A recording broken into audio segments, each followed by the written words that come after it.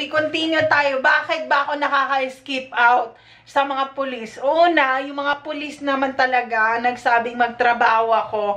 Yun nga lang, hindi ganong kalaki ang sahod compare nung bayaran talaga ako. Mas maganda yung naging yung hacker ako kasi mas malaki yung bayad. Kaso pinabehave ako nung mga pulis doon sa Jeddah. Sabi nila magbagong buhay na raw ako kasi nga baka makasuhan ako ng mga adultery, ganyan. So, napanood nila yung mga scandal video nung mga pinanggagawa ko, ganyan, iba-ibang lalaki. Tapos, sinabi ko yun sa asawa ko, sabi ko,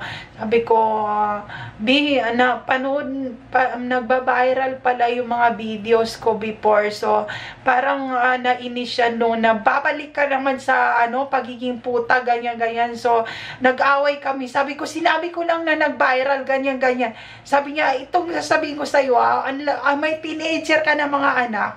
Tapos, babalik ka na naman sa gano'n na trabaho, ganyan. So, nagselo siya. Nakita ni Hero yung gabi. Sinaktan niya ako sa table talaga na kumakain kami. And then, sabi niya, walang babalik sa gano'n na ako magbabayad ng tuition ng mga bata, ganyan. So, bago gumraduate si Hero, sabi ko,